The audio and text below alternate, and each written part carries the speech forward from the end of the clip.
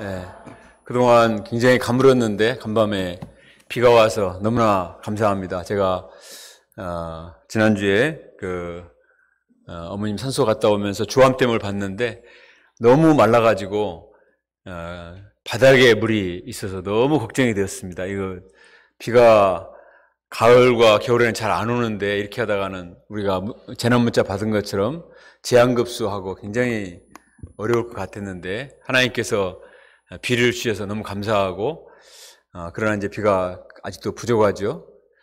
우리는 많을 때는 소중함을 잘 알지 못합니다. 그러나 세상에 당연한 것은 아무것도 없습니다. 내가 지금 살고 있는 거, 물을 마시고 또 호흡을 하고 이렇게 예배를 드리고 하는 모든 것들이 다 하나님의 은혜인 줄 믿습니다. 다음 주에는 저희가 추수감사 예배인데 추수감사절을 떠나서 항상 우리 마음에 하나님께 대한 감사가 충만하게 임할 수 있기를 간절히 바랍니다. 예, 오늘 말씀은 장사하라 하는 제목으로 말씀의 은혜를 나누겠습니다. 우리 13절 말씀 한 목소리로 읽어봅시다. 시작. 그중 열을 불러 은화 열 문화를 주며 이르되 내가 돌아올 때까지 장사하라 하니라. 기도드리겠습니다. 거룩하신 하나님 아버지, 참으로 우리가 이 죄인들이요 피조물에 불과한데 창조주 하나님께서 우리에게 생명을 주시고 또 우리에게 양식을 주시고 하루하루 살 수 있는 체력을 주시고 사랑하는 가족들과 또 귀한 교회를 주시고 또 생명의 말씀을 때마다 공급해 주신 것을 감사합니다. 또 저희들에게 귀한 사명을 허락해 주시고 거룩한 사명을 좇아 우리가 타락하지 않고 사명을 따라서 하루하루 보람되고 가치 있는 삶을 살 수 있도록 은혜 주신 것을 감사를 드립니다. 사탄이 우리 마음속에 불평과 원망과 비교의식과 인간적인 생각을 많이 심습니다. 그러나 저희가 하나님만을 바라보고 하나님께 감사하며 하나님이 주신 사명에 충성할 수 있도록 은혜 주시기를 간절히 기도합니다. 오늘도 하나님께 주신 귀한 말씀을 우리가 하나님의 말씀으로 듣고 마음에 새기기를 원합니다. 겸손한 마음을 주시고 말씀이 우리 마음에 깊이 임할 수 있도록 도와주시옵소서. 예수님의 이름으로 기도합니다. 아멘. 예수님은 복음서를 읽어보면 정말 비유의 천재이십니다. 예수님께서 많은 천국의 비밀들을 아주 쉽게 비유를 통해서 우리에게 가르쳐 주시는데 예수님이 살던 당시는 농경사회이기 때문에 많은 비유의 말씀이 이 농사와 관계되어서 비유 말씀이 많이 선포가 되죠. 그런데 오늘 말씀은 장사를 비유로 말씀을 하신 것을 볼 수가 있습니다. 우리의 인생도 또 우리의 복음 역사도 가만히 생각해보면 장사와 비슷한 측면이 많이 있습니다. 우리가 어떤 자세로 인생 장사를 해야만 할까? 또 우리가 어떤 자세로 복음 장사를 해야만 될까? 오늘 말씀을 통해서 배울 수가 있습니다. 주님은 우리에게 정말 무엇을 원하시는가? 또 하나님은 우리 인생을 어떻게 평가하시는가?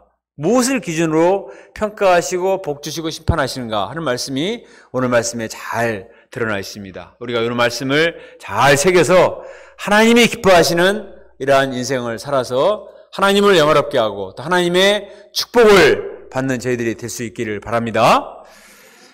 11절을 먼저 보겠습니다. 11절에 보면 예수님 일행이 예루살렘 가까이 오고 계십니다. 그때 사람들은 어떻게 생각했냐면 예수님이 예루살렘에 올라가시면 당장 이 로마 정권을 무찌르고 헤롯 이 악한 자들을 다 물리치르고 바로 하나님 나라를 건설하실 것이다. 당장에 하나님 나라가 이루어지지 않을까 이렇게 생각을 했습니다. 그러나 예수님은 당장은 아니다 이렇게 말씀을 하십니다. 그러면 우리가 그동안 어떻게 살아야 되는가? 당장 하나님의 나라가 임하지 않으니까 그러면 하나님 나라가 임할 때까지 어떤 삶을 살아야 되는가? 오늘 비유를 통해서 가르쳐 주십니다. 자, 12절에 보면 어떤 귀인이 왕위를 받아가지고 오려고 먼 나라로 갔습니다. 이것은 예수님이 부활 승천하시고 하나님 보좌 우편에 앉아 계시다가 다시 오시는 재림의 때를 가리킵니다. 예루살렘에 올라가시면 우리 죄를 위해 십자가에 죽으시고 3일 만에 부활하십니다. 하나님 보좌 우편에 앉으셔서 올라가시죠. 그러나 언젠가는 다시 예수님이 재림을 하실 것이라는 것입니다. 예수님이 부활하시고 재림이 가기까지 그 기간은 아무도 알 수가 없습니다. 예수님께서 아들도 모르고 오직 하나님만이 아신다고 했습니다. 그러면 우리가 어떻게 살아야 되는가? 다시 오실 주님을 바라보며 재림을 소망하며 어떻게 살아야 되는가? 그냥 재림이 소망이니까 재림만 바라보고 하늘 쳐다보고 살아야 되는가? 그것이 아니라는 거예요. 그 기간 동안에 우리가 어떻게 살아야 되는가 하는 것을 비유로 말씀해 주셨습니다. 자, 13절 말씀을 같이 읽어봅시다. 13절 시작. 그 종 열을 불러 은화 열문화를 주며 이르되 내가 돌아올 때까지 장사하라 하니라. 뭐라고 말씀하셨어요? 장사하라. 주님이 재림하실 때까지 장사하라는 것입니다. 우리는 주님이 재림하실 것을 소망하면서 주님이 주신 방향에 순종해서 열심히 일을 해야만 하는 것입니다. 그런데 주님은 무조건 장사해라 이렇게 명령만 내리신 것이 아니고 열 종에게 한 사람에게 한 문화씩 장사 미천을 주면서 장사하라 이렇게 말씀하셨습니다. 한 문화는 아주 많은 돈은 아니지만 그래도 장사할 수 있는 어느 정도의 미천은 되는 것입니다. 주인이 왜 종들에게 장사하라고 방향을 줬을까요? 자기가 일하기 싫으니까 자기는 멀리 그냥 여행을 떠나고 종들에게 그냥 일을 하라고 장사하라고 시킨 것입니까? 그렇지 않습니다. 뒤에 내용을 보면 주인이 왜 장사하라고 방향을 주었는가? 그것은 그 종들을 축복하도록 축복해 주기 위해서 장사하라고 방향을 준 것입니다. 장사는 결코 쉬운 것이 아닙니다. 장사해 보신 분도 알겠지만 장사가 얼마나 어려운지 압니까? 장사하면서 얼마나 고생하는지 몰라요. 노심초사하고 땀과 눈물을 흘려야 됩니다. 위험 부담도 있습니다. 그러나 열심히 땀을 흘리며 일하고 장사하면서 많은 것을 배울 수가 있습니다. 어떤 사람은 그렇게 말합니다. 부모님에게 유산을 충분히 물려받아서 아무 일을 하지 않아도 되고 위험 부담도 없고 그냥 놀고 먹을 수 있는 그런 인생이면 얼마나 좋을까 이런 생각을 합니다. 그러나 당장은 그것이 좋을지 모르지만 그러나 그것이 정말 행복한 것은 아니에요. 아무런 노력도 아무 땀과 눈물도 흘리지 않고 고생하지 않으면 그런 삶은 타락할 가능성이 많습니다. 장사가 어렵지만 힘들지만 장사하기 위해서 머리를 쓰고 마음을 쓰고 노력하고 열심히 일하면서 인생의 보람을 느끼고 행복을 맛보고 거기서 인생의 의미를 찾게 되는 거예요. 하나님은 우리 인생을 창조하실 때부터 놀고 먹는 인생이 아니라 사명인으로 창조하셨어요. 창세기 1장 28절에 보면 하나님이 그들에게 복을 주시며 이르시되 생육하고 번성하여 땅에 충만하라 땅을 정복하라 모든 생물을 다스리라 이렇게 말씀하셨어요. 어떤 사람은 우리가 타락한 이후에 일하라고 하나님 말씀하신 걸로 생각하는 사람이 있는데 창세기 3장에서 타락하잖아요. 타락하기 전부터 하나님은 우리에게 복을 주시며 이르시되 생육하며 정복하며 다스리라. 우리 인간은 처음부터 사명을 부여받은 사명인의 인재로 창조가 되었습니다. 그래서 우리 인간은 그래서 그걸 복이라고 말씀하셨어요. 우리에게 일이 있고 사명이 있다는 것은 저주가 아닙니다. 그것은 복인 거예요. 시편 126편 5절 6절에서도 눈물을 흘리며 씨를 뿌리는 자는 기쁨으로 거두리로다. 울며 씨를 뿌리러 나가는 자는 반드시 기쁨으로 그 곡식단을 가지고 돌아오리로다. 눈물을 흘리면서 씨를 뿌리고 울며 씨를 뿌리면서 밭을 갈고 노력하고 애를 쓰는 그런 사람이 나중에 기쁨으로 하나가득 추수하며 행복과 기쁨을 맛보는 것이지 아무 노력도 하지도 않고 아무 수고도 하지 않고 일도 하지 않고 눈물도 땀도 흘리지 않고 행복과 보람과 인생의 의미를 맛볼 수 있는 것은 아닌 것입니다. 하나님은 우리 각자에게 시간이라는 문화를 주셨고 건강이라는 문화를 주셨습니다. 또 하나님께서 각 사람에게 독특한 재능의 문화를 주셨습니다. 인정하십니까? 네, 하나님은 그 누구하고도 비교할 수 없는 그 사람만이 가진 독특한 그 재능의 캐릭터의 문화를 주셨단 말이에요. 그것을 가지고 열심히 인생 장사를 해야만 되는 것입니다. 자, 그러면 종들은 어떻게 장사를 했나요? 첫 번째 종을 살펴봅시다. 우리 15절과 16절 말씀을 함께 읽어보겠습니다. 시작. 귀인이 왕위를 받아가지고 돌아와서 은하를 준 종들이 각각 어떻게 장사했는지를 알고자 하여 그들을 부르니 그 첫째가 나와 이르되 주인이여 당신의 한 문화로 10문화를 남겨나이다. 첫 번째 종은 귀인이 돌아오자 아주 기쁨으로 나가서 맞이했습니다. 주인이여 당신의 한 문화로 제가 10문화를 남겼습니다. 보십시오. 이렇게 말했습니다. 그는 주인이 자신에게 한 문화를 맡긴 것에 대해서 굉장히 고맙게 생각했습니다. 내가 모시간데 나를 믿어주시고 이 소중한 문화를 나에게 맡겨주신 것이 너무 감사합니다. 그래서 이걸 가지고 열심히 일하는 거예요.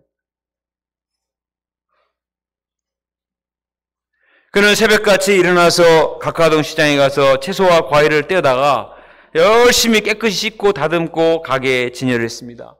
손님이 오면 활짝 웃는 모습으로 인사를 했습니다. 굿모닝! 안녕하세요. 복된 하루가 되세요. 뭘 도와드릴까요? 사지 않고 가도 안녕히 가세요. 또 오십시오. 이렇게 말했습니다. 그는 장사를 하면서 손님들이 과연 무엇을 원하는가 자세히 살펴보았더니 손님들은 싸고 좋은 제품을 많이 주기를 원한다는 사실을 알았습니다. 싸고 좋은 제품을 많이 주기를 원하는 게 이 손님들의 생리라는 거예요. 그러면 어떻게 하면 손님들의 니드를 기쁘게 해줄까? 이렇게 생각한 그때 신선하고 맛 좋은 과일과 채소들을 원산지에서 직송해서 팔면은 손님들도 기뻐하고 좋아하고 또 이윤을 많이 남길 수 있겠다. 이렇게 생각을 해서 여러모로 알아봐가지고 가장 좋은 제품을 잘 만드는 그것을 직송 그냥 받아들여서 판매를 했습니다. 또 쇼핑하러 온 손님들이 기분 전환을 하도록 박스테반 상무님의 조언을 듣고 가게 옆에 미니 스마트팜도 만들었습니다. 주말이면 가족 단위로 오는 손님에게는 무료 사진 촬영도 해줬습니다. 이렇게 하면 금방 부자 될 거예요, 아마. 그 가게는 금방 소문이 나기 시작했고 손님들의 발걸음이 끊이지 않았습니다. 멀리 다른 동네에 사는 손님들도 원정 와서 물건을 사갔습니다. 매출이 점점 늘었습니다. 다른 가게는 다 안 된다, 불황이다, 팔이 날리는데 그 가게는 2배, 3배 매출을 올리더니 점점 나중에 10배의 수익을 점을 찍었습니다. 마침내 주인이 돌아왔습니다. 그 종은 너무나 기뻤습니다. 그래서 주인에게 나가서 말했습니다. 아이고 주인님 오셨어요. 장사가 정말 재밌네요. 장사가 정말 잘 됩니다. 이렇게 저에게 장사를 맡겨주셔서 너무 감사합니다. 한 문화를 주셨는데 10문화나 남겼어요. 여기 있습니다 주인님. 이렇게 말했습니다. 주인은 이 종을 어떻게 평가합니까? 자, 17절 같이 읽어봅시다. 17절 시작. 주인이 이르되 잘하였다 착한 종이여 내가 지극히 작은 것에 충성하였으니 10골 권세를 차지하라 하고 주인은 첫째 종을 보고 매우 기뻐했습니다.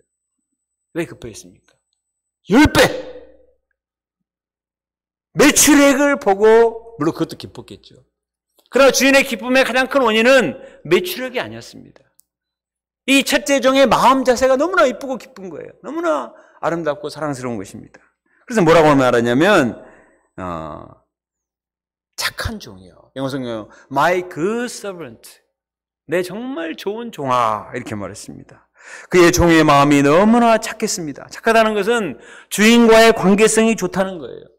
그는 주인이 자신을 믿고 한 문화를 맡겨주신 것에 굉장히 감사하는 마음을 가졌습니다. 또 착하다는 것은 겸손하고 순종적이라는 것입니다. 주인의 권위를 인정하고 거기에 순종을 했습니다. 우리도 하나님의 권위를 인정을 해야 됩니다. 모든 걸 하나님이 다 주셨어요. 우리는 부여받은 것입니다. 하나도 우리는 빈손으로 왔어요. 모든 것을 하나님이 주셨지 않습니까? 감사하고 이것도 주셔서 감사하고 저것도 주셔서 감사하고 또 하나님이 나에게 사명도 주셨기 때문에 그걸 긍정적으로 생각해요. 삐딱하게 생각하지 않고 아주 긍정적으로 생각하고 그걸 가지고 열심히 인생 장사를 하는 것입니다. 그렇게 하는 사람은 뭘 해도 기쁘고 즐겁습니다. 항상 은혜가 있고 마음에 기쁨이 있고 얼굴에 미소가 떠오릅니다. 무엇보다 최초적에는 지극히 작은 것에 충성하는 마음이 있었다고 했습니다. 지극히 작은 것은 a very small matter, 아주 작은 그런 것이에요. 보통 사람은 작은 것을 하찮게 여깁니다. 장사를 해도 뭔가 하나 대박을 칠 수 있는 것을 만나서 그냥 한꺼번에 한 큐에 끝내려고 하지만 그것은 굉장히 위험한 거예요. 그러나 이 종은 지극히 작은 것, 다른 사람은 별로 소중하게 생각하지 않고 하찮게 여기는 것, 이런 것을 아주 소중하게 생각하고 잘 감당을 했습니다. 이것이 바로 충성인 것입니다. 비가 오나 눈이 오나 손님이 많이 올 때나 적게 올 때나 경기가 좋을 때나 불황의 때나 변함없는 마음으로 줄기차게 일하는 것입니다. 변함이 없는 마음, 진실된 마음, 성실하고 책임감 있는 자세, 이것이 바로 충성이죠. 복음 역사도 마찬가지예요. 어떻게 하면 우리가 복음 역사를 잘 이룰 수 있을까? 어떤 사람은 뭔가 기발한 어떤 프로그램을 개발을 해서 누가 어디 했다고 그러면 거기 가서 배워가지고 그냥 단번에 그냥 2배, 3배 부흥을 그냥 이루고자 그런 생각을 하는 사람이 있습니다. 그러나 하나님은 그런 것보다도 작게 작은 소자한 사람을 귀히 여기고 끝까지 섬기는 것을 기뻐하십니다. 우리에게 지극히 작은 것이 뭡니까? 매일 일용 하나씩을 먹는 것입니다. 매주 하는 말씀 공부에 빠지지 않고 참석하는 것입니다. 수요 파트 모임과 금요 기도에 꼬박꼬박 참석을 하고 또 성경 한 줄 한 줄을 잘 읽는 것입니다.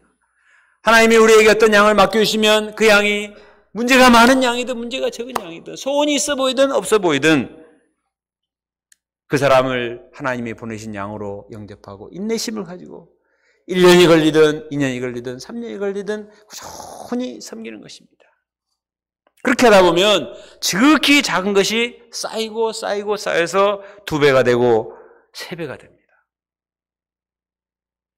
그리고 아무리 사소한 것도 충성스럽게 감당하다 보면 가속도가 붙습니다. 사람들이 이걸 잘 몰라요. 왜 사람들이 시작을 안 하느냐?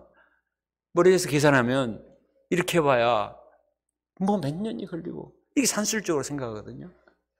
그런데 그건 잘못된 생각이에요. 처음에 시작할 때는 너무나 어렵고 시간이 많이 걸리는데 그것을 충성스럽게 생각하지 않습니까? 공부를 하든 어학을 하든 운동을 하든 음악을 하든 하나님 역사를 섬기든 꾸준히 하면 처음에는 이렇게 가요. 어느 순간에 오릅니다. 쭉 가다가 쭉 올라요. 쭉 가다가 쭉 오릅니다. 가속도가 붙는 거예요. 우리 하나님의 목자님 말에 의하면 암송하는 것도 처음에는 너무너무 힘들었는데 나중에는 가속도가 붙어서 외우는 시간이 훨씬 더 빨라진다는 것입니다. 그리고 일을 하다 보면 창조적인 아이디어가 떠오릅니다. 처음에는 힘들었던 것이 나중에는 익숙해지고 몸에 딱 있고 즐거워집니다. 그래서 어느새 10배의 결실을 하는 거예요. 자, 죄를 짓는 것도 마찬가지입니다. 죄를 짓는 것도 계속하면 가속도가 붙어요. 그래서 처음에는 조금 망가지다가 나중에는 걷잡을 수 없이 무너지는 겁니다. 오늘 본문에 보면 착한 종과 악한 종의 차이는 종이 한 장의 차이예요. 처음 출발의 마인드가 아주 작은 데서 출발하지만 한 사람은 충성스럽게 꾸준히 하기 때문에 계속 하면서 어느 순간에 가속도가 붙어가지고 10배가 되는 것입니다. 그러나 처음부터 마음이 틀어진 사람은 마음이 없기 때문에 무너지기 시작해서 점점 나중에 망하게 되는 거예요.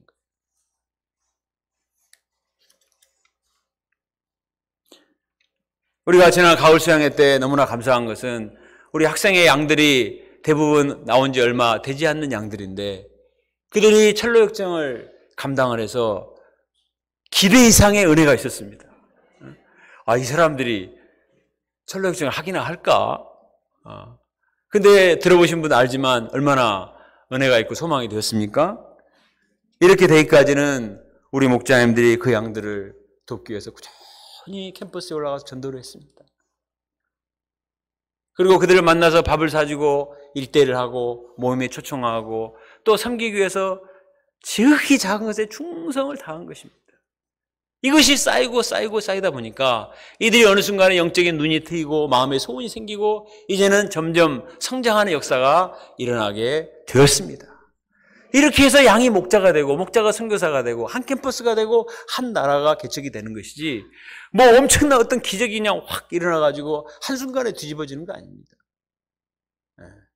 우리는 정말 지극히 작은 것에 충성을 다하면 하나님께서 이것을 보시고 축복하시리라 믿습니다. 이것이 부흥의 비결이고 승리의 비결입니다. 주인은 10배를 남긴 첫째 종을 어떻게 보답합니까? 아이고 수고 많았네. 계속 수고하게나 하고 밥 한 끼 사주고 그냥 갔습니까? 그게 아니에요.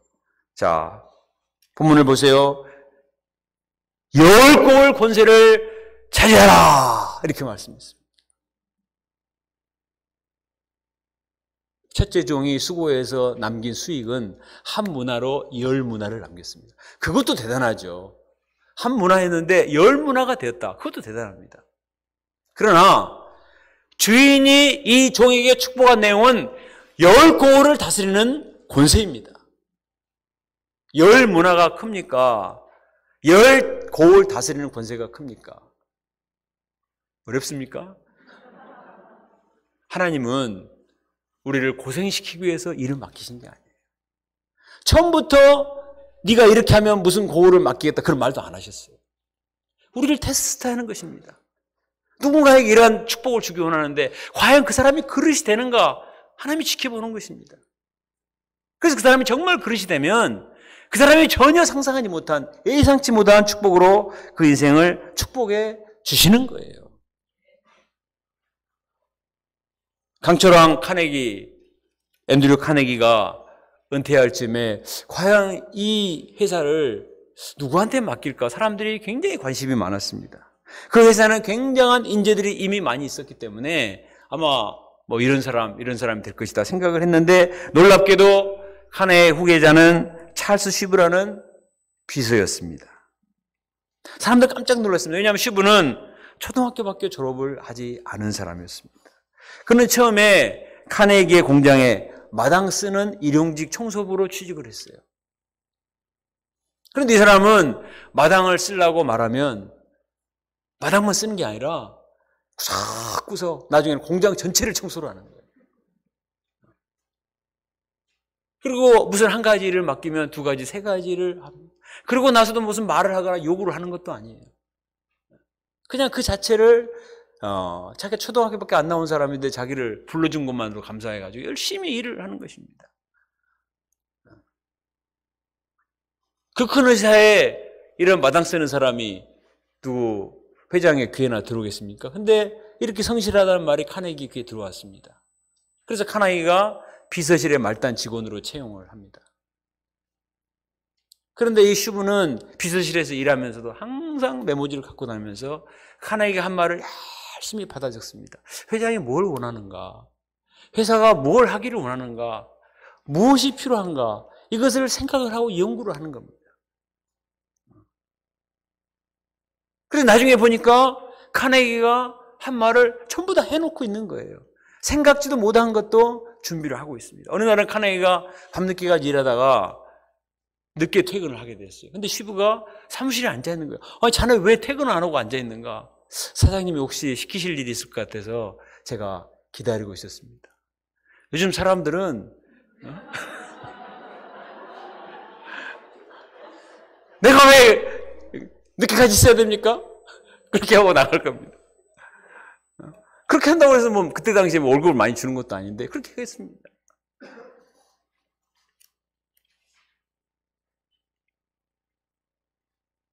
카네기는 이 슈브의 충성심에 감동을 받고 자기 회사를 자기 아들도 아니고 쟁쟁한 인물도 아니고 이 슈브에게 맡깁니다. 그리고 뭐라고 말하냐면 좋은 대학을 나온 유능한 인재는 매년 수만 명씩 쏟아져 나오지만 슈브처럼 성실하고 책임감 있는 인물은 좀처럼 나타나지 않아. 이렇게 말했어요. 머리 좋고 유능한 사람은 얼마든지 인류대에서 쏟아져 나오지만 이 사람처럼 성실하고 진실하고 책임감 있는 사람은 찾아보기 쉽지 않다는 것입니다. 사진 아까 보셨나요? 얼굴부터 굉장히 충성스럽게 생겼잖아요.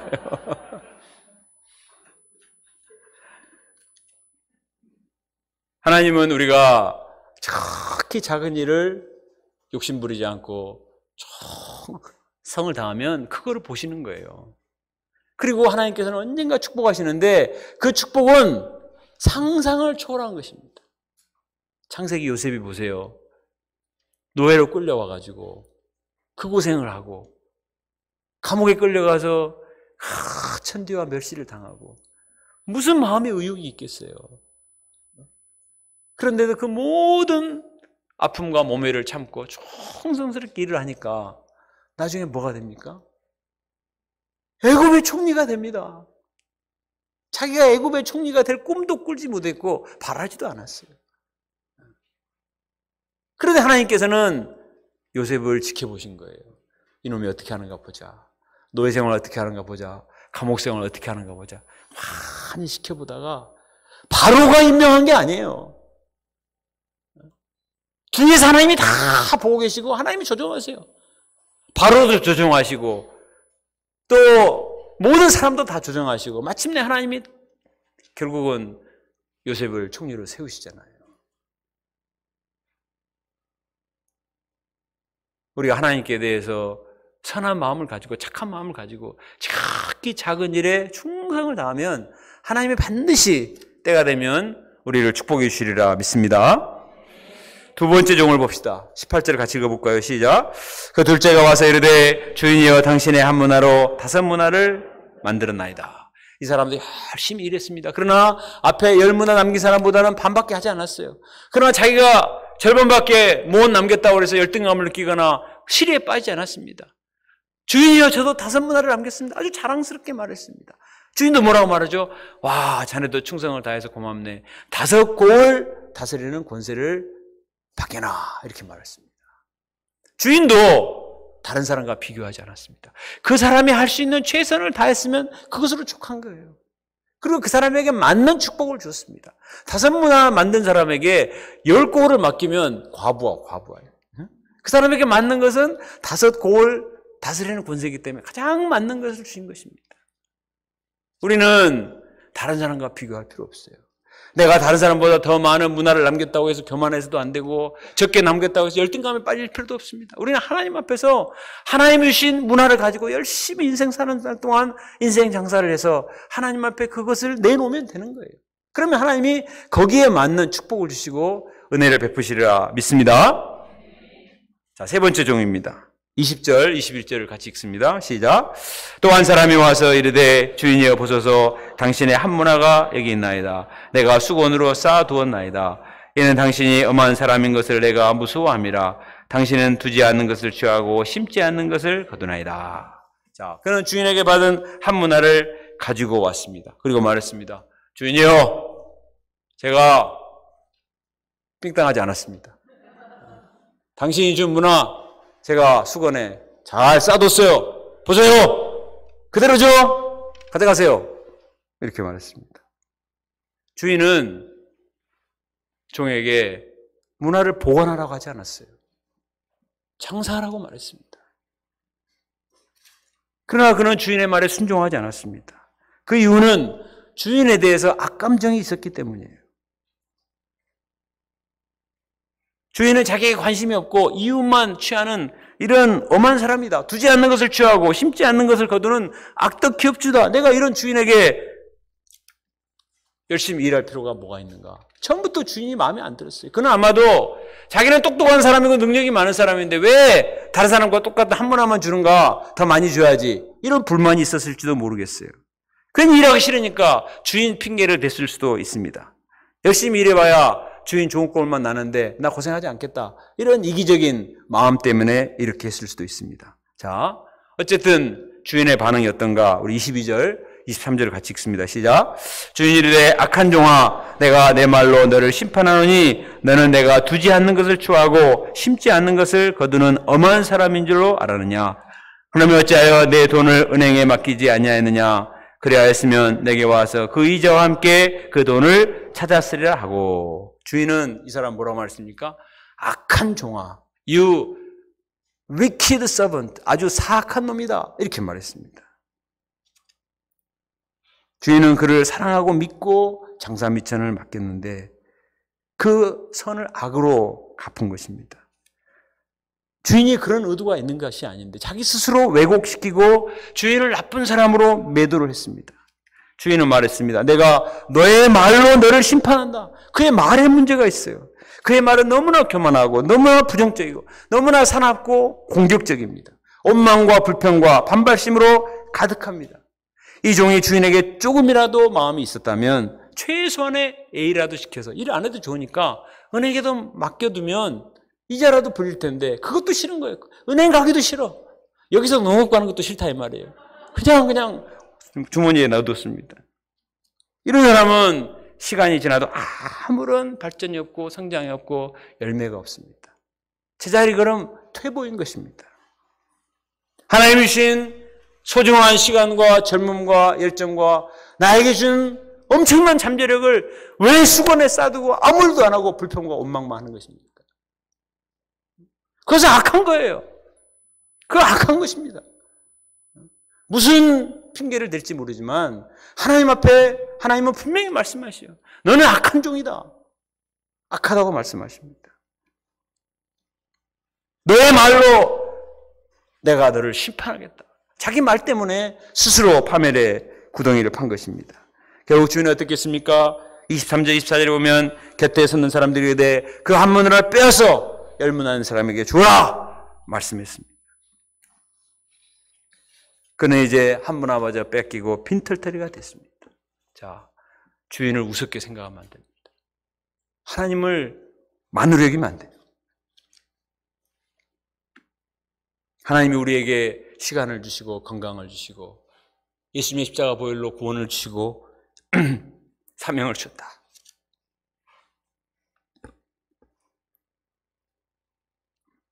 그럼 우리가 감사하고 경외심이 있어야 합니다. 두렵고 떨림으로 사명을 감당해야 되는 것입니다. 물론 핑계가 있을 수가 있어요. 그러나 그것은 자기 스스로를 망가뜨리는 것입니다.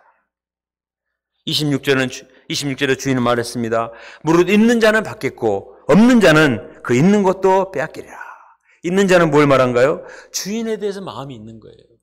주인에 대해서 선한 마음, 감사하는 마음, 충성하는 마음, 열심히 일하고 그냥 열정과 진심이 있는 것입니다.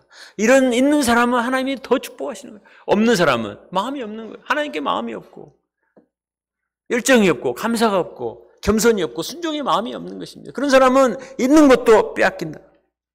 27절에 보면 내가 왕됨을 원치 아니하는 저 원수를 끌어다가 내 앞에 죽이라 말씀했습니다. 셋째 종은 엄밀히 말하면 하나님의 원수라는 거예요. 착한 종이 되는가 악한 종이 되는가 하나님의 동역자가 되는가 원수가 되는가 하는 것은 종이 한 장 차이입니다. 그것은 말의 차이예요. 저는 요즘 빌립보서 1호강식을 먹으면서 굉장히 많은 것을 배우고 있습니다. 바울이 빌립보서를 기록할 때 감옥에 있었어요. 바울이 무엇하다가 감옥에 잡혔습니까? 나쁜 짓 하다가 감옥에 잡힌 게 아니에요. 열심히 복음을 전하다가 감옥에 갇혔습니다. 그러면 무슨 말을 할 수 있겠어요? 몸도 아프고 나이는 늙고 그 차가운 감옥에서 이렇게 고난을 당할 때 얼마나 마음의 원망과 불평과 또 이런 인간적인 생각이 나올 수 있겠습니까? 하나님이 저에게 주시고자 하는 것이 이것이었습니까? 나는 하나님의 복음을 증거하고자 애를 쓴 것뿐인데 왜 이런 고난을 당하게 하십니까? 빌립보서에다 대고 그냥 힘든 소리를 전부 그냥 써서 그냥 다 읽어봐라 한번. 더구나 바울이 감옥에 갇히니까 빌립보에 있는 성도들이 어떤 사람은 박수를 치며 좋은 거예요. 야, 우리 경쟁자가 없어졌다. 이제 우리 판이다. 바울 없어졌다. 이제 이렇게 막 하는 것입니다. 와, 얼마나 화가 나요. 그냥 내가 나가면 손을 봐주겠다. 이렇게 편지를 쓸 수도 있는데 바울은 그래도 자기는 즐겁다. 사람들이 나를 미워해서 복음을 전하든 나를 안타까워해서 복음을 전하든 증거되는 것은 여호와니 나는 그것으로 인해 기뻐하나. 사나 죽으나 내 몸에서 그리스도가 정결케 되기를 원하노라. 어떻게 이런 말을 할 수가 있어요? 사도 바울이 많은 서신을 썼는데 빌립보서에 기쁨이라는 단어가 최정한 목자 새벽기도 메시지에 보니까 16번 나왔다고 했습니다. 다른 기록에 보니까 19번이라고 한 사람도 있고 18번이라고 한 사람도 있는데 영어로 보고 원어로 보면 더 많을 수도 있죠. 어떻게 이렇게 힘든데 한마디도 원망과 불평이나 이런 것이 없이 감사의 마음이, 기쁨의 마음이 넘칠 수 있을까? 근데 빌립보 4장 8절에 보니까 이렇게 말했더라고요. 자, 우리 한번 다 같이 읽어볼까요? 시작.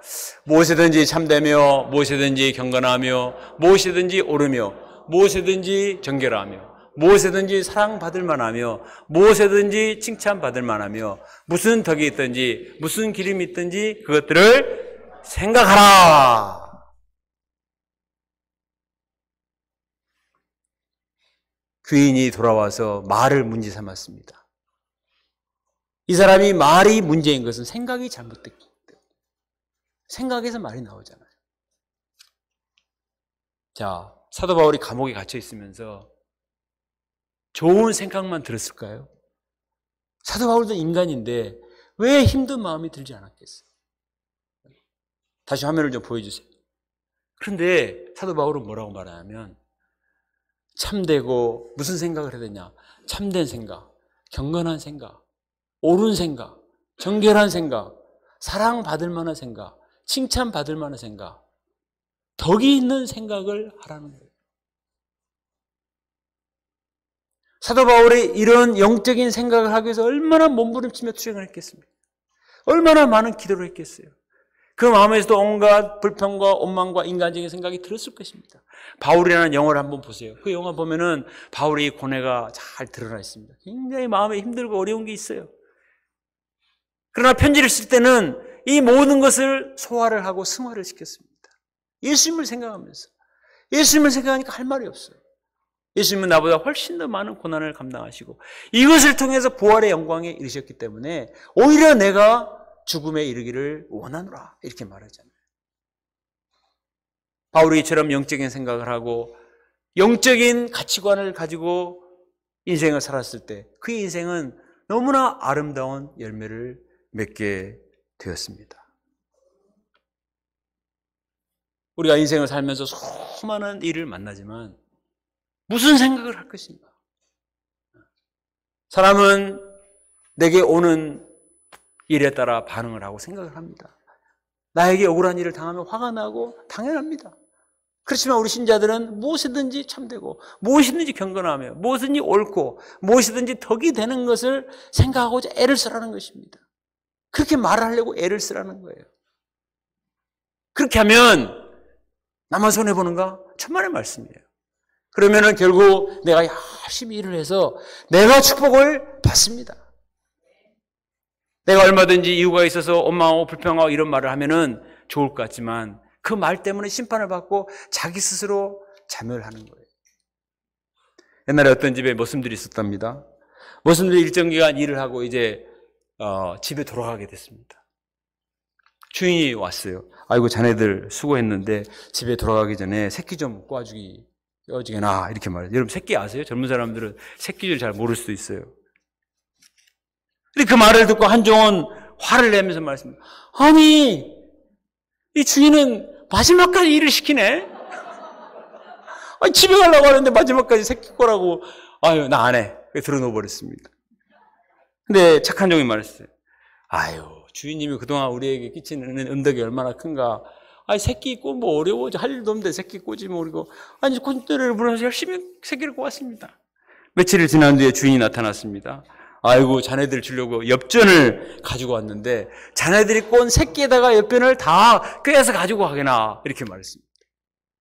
새끼를 열심히 꼰 착한 종은 엽전을 많이 끼워서 즐거움으로 집에 들어갔답니다. 그러나 판판이 논 사람은 후회를 했습니다. 아니 그걸 미리 알려줘야지 지금 말해주면 어떻게 하냐고. 주인이 머슴을 고생시키려고 새끼를 꼬라고 말한 게 아니에요. 주인의 마음은 생각이 있었습니다. 고생한 모습들 축복해 주기 원하는 거예요. 하나님은 지금도 우리를 복주기 원하세요. 믿습니까?